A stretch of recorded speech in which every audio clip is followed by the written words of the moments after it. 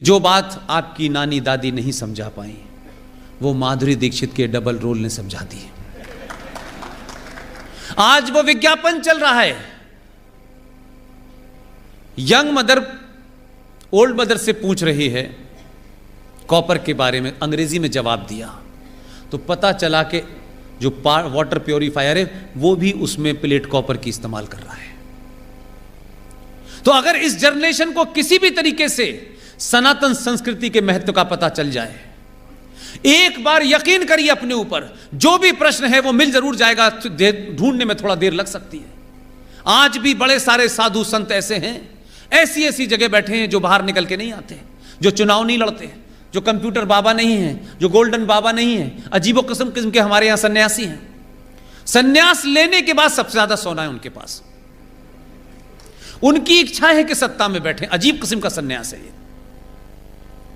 इसलिए आपका जीवन जो सुबह सुबह शुरू होता है बिस्तर से उठने से लेकर के शाम तक, जब तक रात नहीं हो जाती, तब में सबका पूरा वर्णन है, एक एक चीज का महत्व साइंस पे रखा हुआ है। आप उसको O2 कहते हैं। हमारे पूर्वजों ने O2 नहीं कहा, उन्होंने कहा कि पर्यावरण का ध्यान रखने के लिए पीपल के पेड़ की पूजा करते रहना बेटा, इस पे एक बार लोटा जरूर चढ़ाने जाना।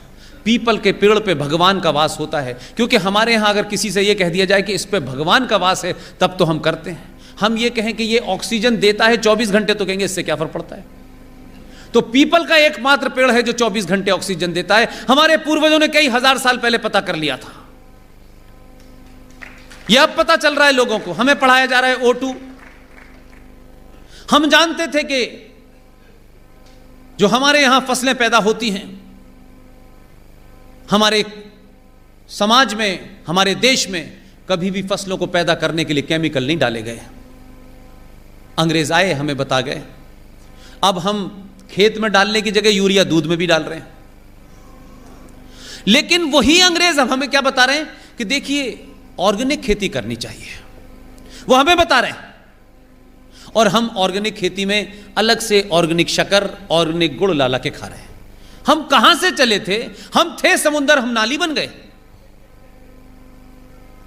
आप आधे से ज्यादा समस्याएं इस देश के सामने चुनौतियां हैं। उन चुनौतियों का अगर आप बिना किसी लड़े, जो मैं हल चाहता हूं, जो मुझे होता हुआ दिखता है, जो हो रहा है, आज के परिप्रेक्ष्य में भी देखें तो आपकी समस्याएं, उसका हल बगैर गोली चलाए भी हो सकता है। सिर्फ आपको सनातन की तरफ लौटना होगा और कुछ नहीं करना है, कुछ नहीं करना है। जो लोग बार बार लगाते हैं कि भारत को हिंदू राष्ट्र बना दो, उनसे भी मैं एक ही बात कहता हूं, पहले खुद हिंदू हो जाओ, अपने हिंदू होने का परिचय दो। हिंदू होने का मतलब नहीं होता कि आपने नाम रख लिया है, तिलक लगा लिया है और जोर जोर से भारत माता की जय कह दिया, इससे नहीं होता। हिंदू होने का परिचय दो लोग दे रहे हैं,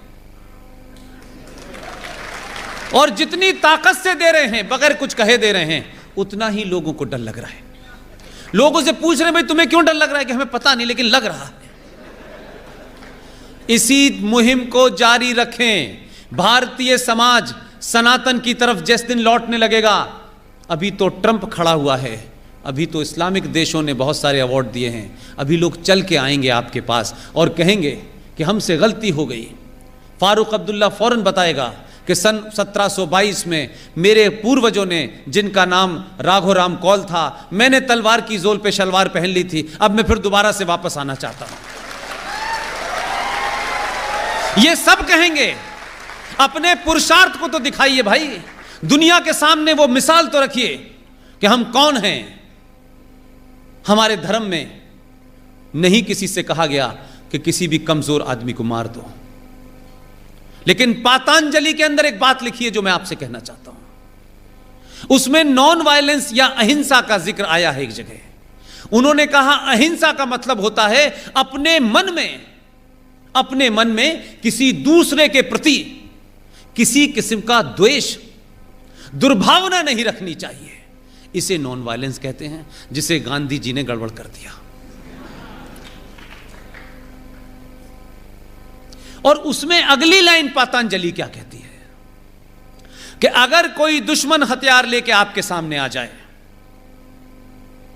तो बिना देर करे उसकी गर्दन सर से अलग कर देनी चाहिए, अलग कर देनी चाहिए। आपके यहां का इतिहास यह है, आपके पूर्वज ले गए। लेकिन मैंने कहा ना कि 70 साल में ऐसे ऐसे फ्रॉड हुए हैं कि हमारे भी बाप दादाओं ने या तो पढ़ा नहीं या उनको लगा कि सच बता देंगे तो ये बागी ना हो जाए कहीं। लेकिन पिताजी नहीं है मेरे, उनसे मेरी पॉलिटिकल बहस बहुत होती थी। लेकिन मुझे कभी कभी लगता है कि जिस माहौल में मैं पैदा हुआ, जिसमें मेरे फादर ने नौकरी की, जैसे वो हालात में रहे होंगे, उनकी कुछ मामलों पे चुप्पी से मुझे लगता है कि वो जानते थे कि यहाँ कुछ भी कहने से मतलब है कि एक बड़ा परिवार है, उसको लेकर के उन हालातों से कहाँ निकल के जाएंगे जहाँ 40-45 हज़ार मुसलमान रहते हों, जहाँ नौकरी उनकी हो, बच्चे पढ़ रहे हों, बेटियाँ पढ़ रही हों। लेकिन आज मुझे ऐसा लगता है कि मैं नहीं बोल रहा, मेरा पिताजी बोल रहे हैं।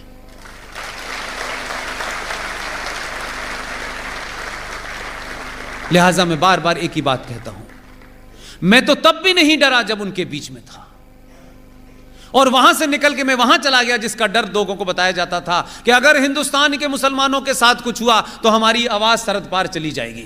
तो मैं सरहद पार भी देखने गया था कि कौन लोग हैं जो आवाज सुनेंगे इनकी। आज उनकी कोई आवाज नहीं सुन रहा है। इसलिए डर सनातन संस्कृति के मानने वालों का गहना नहीं हो सकता। यह आपके लिए बनाया ही नहीं गया है, यह डरपोकों के लिए बनाया गया है। यह उन लोगों के लिए बनाया गया है जिस फारूक अब्दुल्ला ने तलवार के जोर पर अपना धर्म बदल लिया था और धर्म से वो मजहब में चला गया। यह उस इकबाल के लिए बनाया गया है जिस इकबाल ने तराना लिखा था, उसके पूर्वज भी कौल ब्राह्मण थे। और हिंदुस्तान के 99% मुसलमान कन्वर्टेड हिंदू हैं। ये सब हिंदू थे। मुझे दुख इस बात का है कि जिन लोगों ने डर के मारे इस्लाम कबूल किया आज से कई सौ साल पहले, वो डरे हुए लोग हमें डरा रहे हैं। यार कुछ तो शर्म करो। अगर कोई बहादुर हमें डराए तो हम कहेंगे चलो ठीक है, कम से कम बहादुर तो डरा रहा है। जो डर के मारे, जिन्होंने अपना धर्म बदल लिया, पहचान बदल ली, नाम बदल ली और किताब बदल ली, वो अब हमें डरा रहे हैं। जब नहीं डरे तो तुम अब हमें क्या डराओगे यार।